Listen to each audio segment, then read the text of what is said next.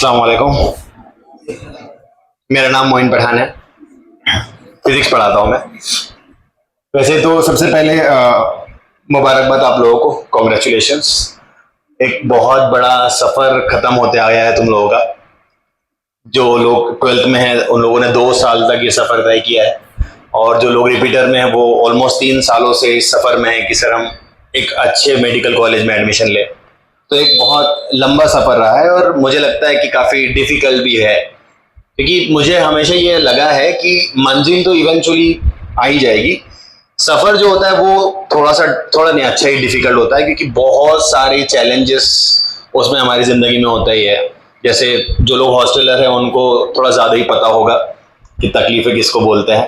मतलब ऐसा नहीं है जो लोग नॉन हॉस्टलर हैं उनको तकलीफ़ नहीं है, बट तकलीफ़ों को अगर कंपेयर किया जाए तो बेचारे हॉस्टल वाले थोड़ा ज़्यादा तकलीफ़ में हैं।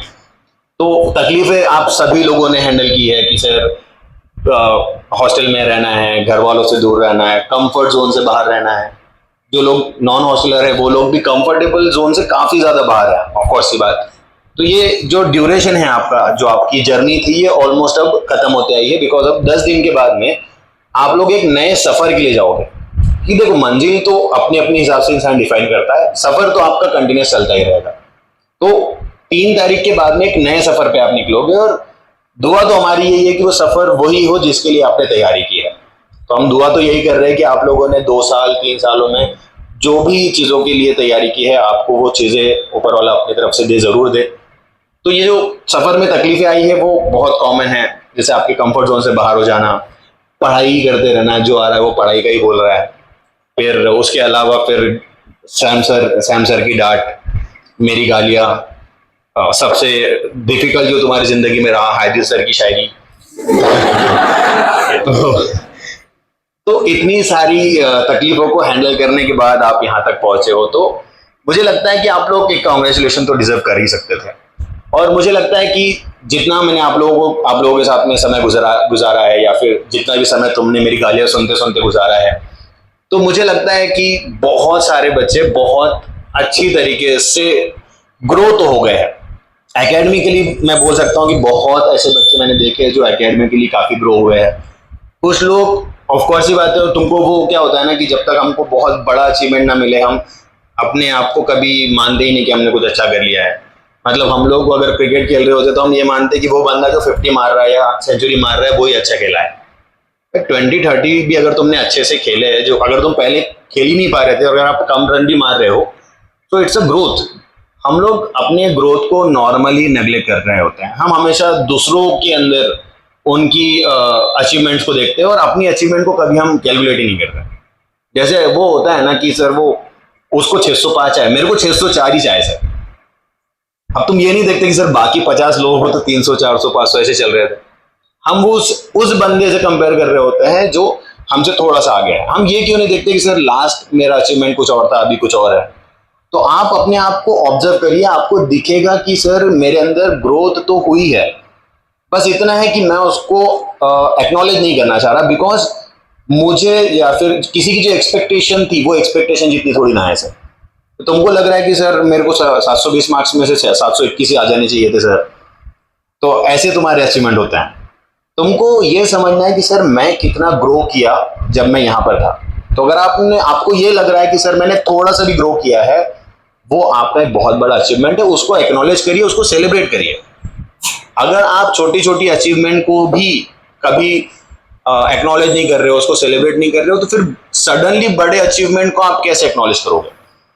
तो सबसे पहली बात तो यही है कि आप जो सफ़र पे थे उस सफ़र को एक्नॉलेज करिए। आपको पता रहे कि सर मैं कितना ग्रो हुआ हूँ, किस तरीके से ग्रो हुआ हूँ, कितने हार्डशिप्स मैंने इसको एक्वायर करने के लिए हैंडल किए हैं। तब आपको वो जो सुकून मिलता है उसी की तलाश में तुम लोग होते हो नॉर्मली। क्योंकि अभी जिस तरीके के हालात में तुम लोग हो, बहुत सुकून की नींद आ रही होगी, दिमाग एकदम शांत रहता है सर, खाना एकदम पेट भर के खाया जाता है, आंख बंद करो तो फटक से नींद लग जाती है। ऐसा सिनेरियो बहुत कॉमन होगा तुम्हारी जिंदगी में, या फिर उसका उल्टा होगा। उल्टा ज़्यादा बेटर है नहीं, क्योंकि जिस फेज में आप हो उस फेज में हम लोग रहे हैं, हमने भी ये चीज़ें ऑब्जर्व की है। इवन आपसे पहले भी हमने कुछ बच्चों को पढ़ाया है, इंशाल्लाह आपके बाद में भी और बैचेस को हम पढ़ाएंगे। तो हमने ये देखा है कि ये पैटर्न ना नॉर्मल है। कि अगर हम पढ़ रहे हैं या इवन हम नहीं भी पढ़ रहे हैं, हमको ये स्ट्रेस होना, सर हेवी लगना, नींद नहीं आना, नींद में फिजिक्स के फॉर्मूले उड़ते हुए दिखना, ये कॉमन चीज़ें होती है जब आप एग्ज़ाम की प्रिपरेशन कर रहे हो और आपके एग्ज़ाम्स नज़दीक होता है। तो ये जो आपको ये अनकंफर्टेबल सिनेरियोज लगते हैं, जो डर होता है कि सर मैंने पढ़ा, अरे यार अब तो याद भी नहीं आ रहा, तो ये चीज़ें बहुत कॉमन होती है। आपको इतना समझना है कि सर मैं पैटर्न का हिस्सा हूं जो सभी के साथ होता है। आप अपने आप को इस मामले में ये समझ सकते हो कि तुम अकेले नहीं हो। तो अनकंफर्टेबल सिनेरियोज तुम सबके साथ रहेंगे, बट अपने पढ़ाई पे, अपने अंडरस्टैंडिंग पे भरोसा रखिए कि सर मैंने अगर पढ़ा है तो ये मुझे याद है, मुझे याद रहेगा। अपने आप के ऊपर डाउट करोगे तो लास्ट डेट तक तुम उस अनसर्टेनिटी की वजह से आने वाली चीजें भी गलत कर सकते हो।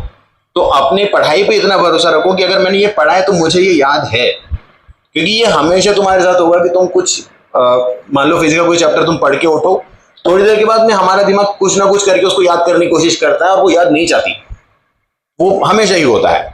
बट आप ये सोचना हमेशा कि सर मैंने पढ़ा है, और अगर मेरे को डाउट आ रहा है कि यार मेरे को ये याद नहीं है, मैंने हमेशा बोला है कि उन चीजों को लिखने की कोशिश करो।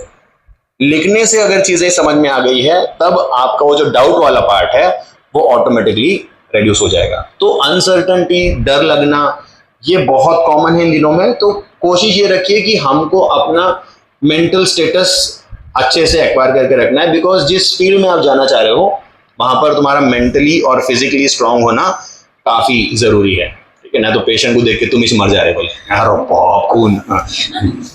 तो हमको ये बताओ कि हमको बहुत फिजिकली और मेंटली स्ट्रांग होना होता है, और उसकी तैयारी इन 2 सालों में तुम बहुत अच्छे से कर सकते हो।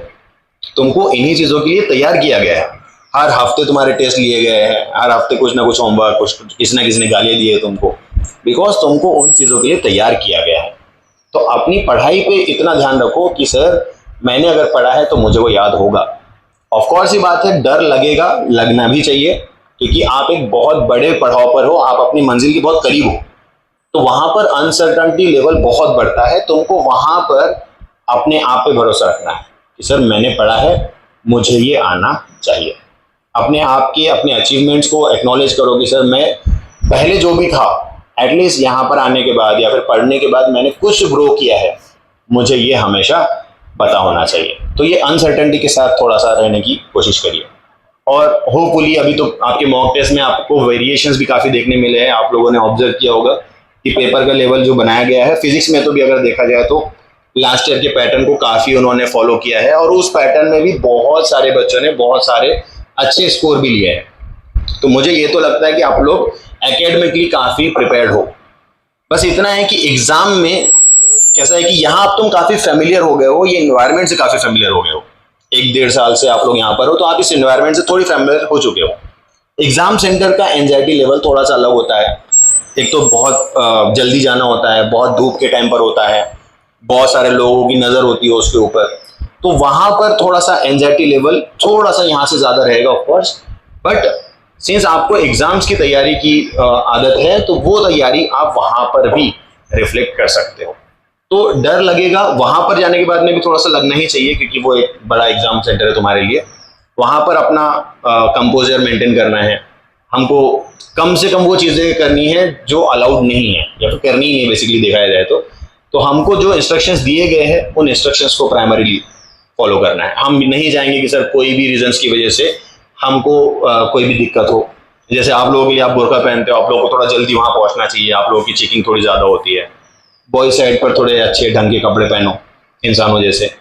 तो वहां पर हमको कोई ऐसा रीजन किसी को नहीं देना है जो हमारे माइंड को अफेक्ट करे, कोई रीजन नहीं देना है। उन्होंने ड्रेस कोड दिए हैं कि कैसे ड्रेस कोड रखने हैं, साथ में क्या लेके जाना है, तो जो चीजें दी है कोशिश ये रहे कि सर वही चीजें हमारे साथ में रहे। और ये लास्ट वाला जो इंस्टेंट पे तुमको फिजिक्स के बारे में बस बता देता हूँ कि वो होगा ही, तुम्हारे भी दिमाग में आ रहा होगा, इसे रिवाइज करना है अब एग्जाम से पहले। तो मैंने तो ये तुमको पहले ही बोला है कि मॉक टेस्ट से पहले आप जितना रिवाइज कर सकते थे आपको कर लेना चाहिए। मॉक टेस्ट में भी आपको बताया गया था कि आपको हर टेस्ट में वो टॉपिक्स जो नहीं बने हैं तुमसे या गलत हुए हैं आंसर, उन टॉपिक्स को पढ़ते रहना है। अगर आप वो भी कर रहे होते तो बाय डिफॉल्ट आपकी रिवीजन हो चुकी है। बट वो फिर भी हमारे अंदर एक होता है कि सर मेरी रिवीजन पूरी हो जानी चाहिए थी। तो अगर फिर भी किसी को लग रहा है कि सर मुझे रिवीजन पूरा करना ही चाहिए फिजिक्स का, अदरवाइज मैं भूल जाऊंगा, तो कोशिश ये करिए कि हमारे क्लास वर्क में जो चीजें दी है वो अच्छे से पढ़ लो। क्योंकि बुक्स में से पढ़ोगे तो बुक्स में एकदम शॉर्ट में बहुत सारी चीजें दी होगी, वो जल्दी समझने में दिक्कत होगी। क्लास वर्क में तुमको सारी चीजें लिखवाई है, उसमें मैंने तो पहले थ्योरी भी लिखवाई है, डेरिवेशंस भी है, फॉर्मूले भी, बस आपको न्यूमेरिकल नहीं करने। अगर आप रिवाइज कर रहे हो अब आपको सिर्फ कॉन्सेप्ट, उससे रिलेटेड फॉर्मूला और फॉर्मूले के अंदर के हर एक टर्म को अच्छे से बस समझना है। आपको अब दोबारा से हर क्वेश्चन को फिर से देखना नहीं है, इतना टाइम भी नहीं है हमारे पास। तो आप शॉर्ट में उसको एनालाइज कर रहे हो, अगर करना ही है रिवीजन तो आप क्लास वर्क से करेंगे, उसमें सारी थ्योरी है, फॉर्मूलेज है, फॉर्मूले का एप्लीकेशन कैसे करना है, सब कुछ लिखाया हुआ है। तो शॉर्ट में जल्दी से अगर फिजिक्स का रिवीजन करना है तो आप इसको प्रायोरिटी दे सकते हो। बट अगर आपको लग रहा है कि जरूरत है, अगर आपके मॉक टेस्ट में मार्क्स 500 प्लस आ रहे हैं, तो मुझे लगता है कि आपकी वो प्रिपरेशन हो चुकी है। अपनी पढ़ाई पे ध्यान दो और वो टॉपिक्स जहां आपको लग रहा है कि मेरे कंसिस्टेंटली आंसर्स गलत हो रहे हैं या फिर मेरे कैलकुलेशन मिस्टेक हो रहे हैं, फॉर्मूला सही अप्लाई नहीं होता आ रहा है, वो वाले कॉन्सेप्ट ही अच्छे से प्रिपेयर करो। इंस्टेड की पूरा सिलेबस खत्म करना है, आप उन चीजों पे फोकस कर रहे हो जो आपके वीक है। जैसे मुझे नहीं लगता कि सर कोई बच्चा उठ के ये बोलने वाला कि सर मेरा kinetic theory of gases weak है, ऐसे होंगे भी तुम में से बहुत सारे लोग। बट मुझे लगता है कि जो टॉपिक्स इंपॉर्टेंट है या फिर जहां आपकी गलती हो रही है उनको इंप्रूव करना आपके लिए ज्यादा बेटर है, वो कम समय में ज्यादा इफेक्टिव तुमको रिजल्ट देगा। ठीक है, और जैसे एक वो अनफॉर्चुनेट प्रेडिक्शन, वैसे मेरा लास्ट ईयर थोड़ा सा सही हुआ था कि मेरे को ऐसा लगा था कि लास्ट ईयर का पेपर डिफिकल्ट आएगा, इतना डिफिकल्ट आएगा तो ये तो नहीं सोचा था मैंने। क्योंकि जब उन्होंने वो पैटर्न चेंज किया था और 50 क्वेश्चन वाला 50 से वो 45 पे आ गए थे, ऑप्शनल क्वेश्चन उन्होंने हटा दिए थे, तब मैंने बच्चों को बोला था कि मुझे लग रहा है कि इस साल का पेपर थोड़ा सा डिफिकल्ट आएगा। इस साल मुझे ऐसा लगता है कि 2025 जैसा पेपर तो बनना मुश्किल है इस साल, बट इस साल मुझे लगता है कि पेपर का लेवल मॉडरेट रहेगा। मीनिंग 2023 या 22 वाला अगर आप पेपर देखो, वो वाले पैटर्न एक्चुअल नीट वाले पेपर थे, जहां पर बहुत ज्यादा डिफिकल्टी भी नहीं थी बट बहुत ज्यादा सिंपल भी नहीं था, जिससे आपका कट ऑफ वगैरह भी आपने देखा होगा जो नॉर्मल आता था वहीं था। तो इस साल मुझे लगता है कि जो पेपर आएगा वो एवरेज रहेगा, और अगर आपने सारे मॉक टेस्ट अच्छे से दिए हैं तो आप लोगों को, अगर आपने जेन्युइनली दिए तो मुझे लगता है कि वो पेपर आपको कंपैरेटिवली सिंपल लगेगा। बट हमेशा की तरह एक बात फिर से बोलूंगा कि हर पेपर ऐसे ही सॉल्व करना है जैसे पहली बार कर रहा है। हर क्वेश्चन पहली बार आया है वैसे ही करना है। हो सकता है कि वो क्वेश्चन देख के तुमको लगे कि हमने बहुत बार किया है, फिर भी क्वेश्चन दोबारा फिर से पढ़ना है और फिर से सॉल्व करके ही करना है। क्योंकि आप लोगों ने जितनी भी बार डाउट्स में बहुत सारी बार जब आप आते हो, आप लोगों में से ऑलमोस्ट सभी ने मेरे को यही बोला है कि सर सिली मिस्टेक ये हो गई है, कि सर हमने ऐसा पहले भी किया था। ये उनको भी पता होता है कि बच्चे जो पढ़ रहे हैं वो ये क्या करके आते हैं, क्या पढ़ के आता है, वो उसमें बस छोटी छोटी चीजें चेंज कर देते हैं ताकि आप मिस्टेक करो। हर क्वेश्चन को ऐसे ही सॉल्व करना है कि सर हम इसको पहली बार कर रहे हैं। क्योंकि मैंने हमेशा बोला है कॉन्सेप्ट कभी नहीं बदलता, कॉन्सेप्ट एक बार फिक्स हो गया है, फिक्स हो गया है। अब क्वेश्चन सामने वाला कैसे भी बनाए वो उसका फ्रीडम है, हमारे पास कॉन्सेप्ट की ताकत है, हम कॉन्सेप्ट के साथ कहानी को आगे बढ़ाएंगे। तो आपको इन दिनों में, इवन आगे भी दिनों में हम रहेंगे ही तुम्हारे साथ ऑफ कोर्स, बट कोशिश ये करनी है कि सर जहां पर अब हमको पता चल गया कि हमारी गलतियां हो रही थी वो गलतियां अब नहीं करनी है। और एक हफ्ते के पेपर से तुम्हारे पास, आप वहां पर भी कुछ कमियां आइडेंटिफाई कर सकते हो, उन कमियों को दूर करने की कोशिश कर सकते हो, बट जो गलतियां यहां हो रही है वो फाइनल एग्जाम में ना हो, ये प्राइमरीली इंश्योर करना है। अपनी स्ट्रैटेजी पेपर को सॉल्व करने की आपको पेपर के साथ बदलनी होती है, ये मैंने बार बार बोला है। अगर आपको लग रहा है कि सर पेपर बहुत डिफिकल्ट है, तो अश्योर्ड रहो कि तुमको डिफिकल्ट है तो सबके लिए डिफिकल्ट है। वहां पैनिक नहीं होना है, वहां पर सिलेक्शन पे काम करना है कि सर अगर डिफिकल्ट है तो हम वो क्वेश्चन सिलेक्ट करेंगे जिनमें हमको आंसर पता है और एरर नहीं होंगे। क्योंकि अगर पेपर डिफिकल्ट है तो कट ऑफ कम होगा तो सभी के लिए कम होगा, तो हमको वहां पर नेगेटिव मार्किंग को अवॉइड करते हुए अपने स्कोर को बूस्ट करना है।